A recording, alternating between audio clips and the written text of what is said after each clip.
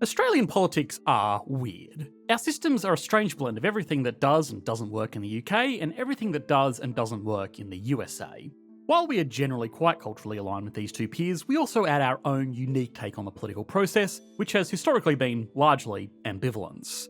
Australia has mandatory voting for all citizens and select British subjects, not just for federal elections, but also for state elections, local elections, and even by-elections. That's probably for the best because without this, it's very likely that not many people would show up because political engagement is much lower than it is in most democracies around the world. Sure, there are engaged groups, but generally someone saying they align with one political party would be very unusual. Now, that can be a good thing and a bad thing. Mindlessly voting for a chosen team is a great way to get people to vote against their own interests, but a lot of Australians arguably go too far in the other direction and just aren't informed on the issues at all. A lot of that is because they've never needed to be. Australia has been an extremely safe, secure, stable, wealthy, and even relatively equitable country for the entire lifetime of most voters. Most proposed changes are relatively minor, and largely everybody has a vested interest in maintaining the status quo. But this is starting to change. New voters, especially young voters, are increasingly feeling left behind by one of the worst housing markets in the world, and retirement systems that are straining under an ageing population are getting a lot of older voters to pay attention as well.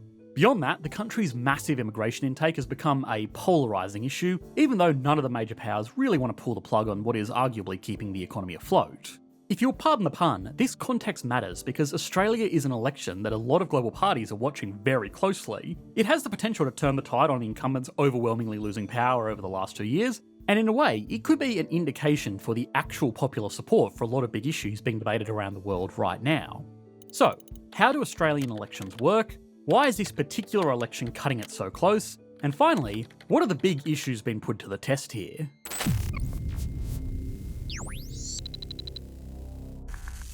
Okay, so technically Australia's head of state is actually King Charles. We don't get to change him with any regular election.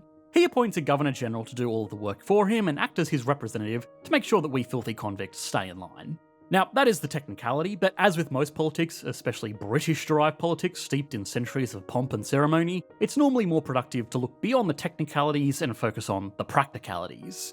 Now, the biggest and most important practicality for any Australian election is that voting centres are set up on election day with barbecues that raise money for local schools or groups. The snags on a piece of white bread with dealer's choice of condiments are affectionately known as democracy sausages, and honestly, most Australians have more love and respect for these than they do the Constitution. It's a very important part of our political process. Anyway, apart from feeding the nation, what our federal elections actually do is vote for our equivalent of Congress and the Senate, the House of Representatives and, well, the Senate, respectively. Seats in the House of Representatives represent one of 151 electoral divisions, split roughly equally amongst the entire Australian population. And whichever party gains effective control of 76 seats or more gets to appoint the Prime Minister. Hey! Mr. Prime Minister! Andy! Aye, mate. What's a good word? Even though the closest US equivalent to the Prime Minister would be the Congressional Majority Leader, this is in practice the big dog, combining the job of lead congressman or woman with a lot of the day-to-day functions of the President. They represent us on most foreign negotiations, they appoint cabinet ministers to run certain departments, they can declare war, and have significant influence over policy decisions. The PM is the leader of the party that took control of the majority of the seats in the House of Reps, because they get to vote on who the Prime Minister will be. Of course, this is almost always one of the House Representative Ministers, although it doesn't have to be. For a few days in 1968, after our then Prime Minister took a swim in the ocean and never came back, the House of Reps had to pick a new Prime Minister. Now, since it was the same group voting again, this would normally go to the Deputy Prime Minister, sort of like the Vice President, but our deputy at the time wasn't that well liked by his own party, so they refused to vote him into the top job and picked someone from the Senate instead. Although quickly after being appointed the PM, he was moved down to the House of Representatives as well. These 76 or more members can also change their mind on who the Prime Minister is going to be between elections, and they really do like to exercise this power. Which is why just a few years ago, we went almost 2 decades without one of our de facto national leaders serving an entire term in the top job. One last thing is that the Prime Minister is still just a House Representatives minister who gets elevated to Prime Minister. They have to run for election in one of the 151 districts across country, and theoretically, they can lose this election even if their party wins overall. Again, practically this is highly unlikely since party leaders normally run in districts where they are the strong favourite, but in 2007 for example, our then Prime Minister John Howard not only lost the overall election, but he also lost his individual seat. He was not very popular at the time. So, with all of that out of the way, Australia has another federal election coming on the 3rd of May, and it's shaping up to be a big one. Despite using a parliamentary system, Australia has effectively developed a two-party system, where in most elections the 76 seats needed to form government are won by a single party. However, that is starting to change, so remember that for later. The two major parties here are the Labor Party, who are currently in power, led by Anthony Albanese, and the Coalition, led by Peter Dutton. Now, the Coalition, as the name would suggest, is actually a very close alliance of two individual parties, the Liberals and the Nationals. The Nationals tend to represent rural communities and are generally quite conservative in line with the value of those regions, and the Liberals, despite their name, are generally the more conservative party that typically poll well with business owners and wealthier constituents that want lower taxes, less regulations, less government spending, and less interventions on things like climate change and environmental issues. These two team up to pool their votes, and cabinet positions are usually divided up between members of both parties, although the Prime Minister is almost always a Liberal Party member. Collectively, the Coalition forms what would be our right-wing party, although to be fair, left-right designations are often a bit silly, and it's really important to note that as a whole, Australia is significantly more progressive than the USA by comparison on most issues. It was actually the Liberal-led Coalition that introduced extremely strong gun control laws almost 3 decades ago. It is still possible to own guns in Australia, mostly for farmers or hunters, but outside of that, it's incredibly rare. The Liberal Party has also historically done well in affluent inner-city suburbs, where in the USA the Democrats typically lead. So all of this is to say that yes, the Coalition are generally on the right, but overall policies are not really comparable to, say, the Republican Party, although that hasn't stopped them from trying some of the same rhetoric on certain issues. Again, getting ahead of myself. Then there is Labor, which was typically aligned with labour unions, but has just adopted a more general pro-working class image as outright union involvement has fallen over time. Roses are red, violets are blue. It's Valentine's Day, and we love blue-collar workers. They currently hold power after winning it back in 2022 and are, roughly speaking, the left-wing party, although this has become a surprisingly difficult role to fill over the decades as Australians have become extremely wealthy.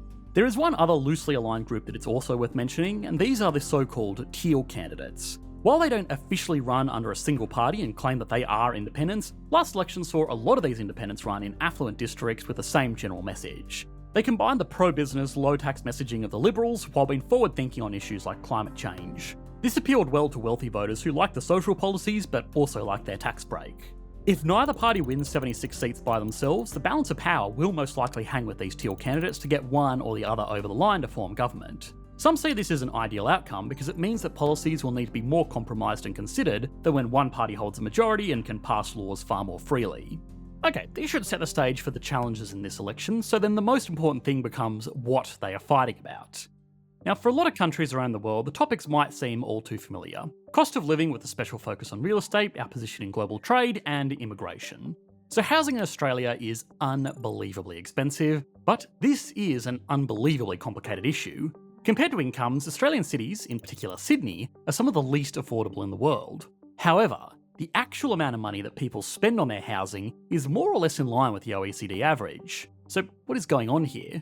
Well, the simple answer is that a lot of people already own their properties in Australia and don't have much of a mortgage left on them, so their housing costs are effectively zero. What's more, as we mentioned in our video on EE, real estate has become such a tax-advantaged investment vehicle that a lot of household wealth is built up in people's homes. The Australian property market is kind of like the Marvel Cinematic Universe. It's big and bloated, and to really appreciate it, you had to get involved in it over a decade ago. But there's so much money in it now that nobody wants to admit it's gone for too long and gone too far. Declining house prices would either undermine the retirement savings of a lot of people, or even worse, put people who have just entered the market underwater on massive home loans. This means that both parties have to address the housing problem without actually making houses cheaper, which is a complicated policy tightrope to balance. Now, this isn't actually impossible. There's really nothing wrong with rising house prices so long as incomes are rising just as fast. Now, unfortunately, they haven't been, not for a long time since the tax advantages to housing were first introduced. Now, the next most simple solution would be to simply repeal those tax advantages. Again, unfortunately, this is a tough one because any indication that these advantages are going away could cause prices to crash rather quickly. The compromise solution has been to help first home buyers with various schemes to increase their purchasing power to make them part of the home owning majority.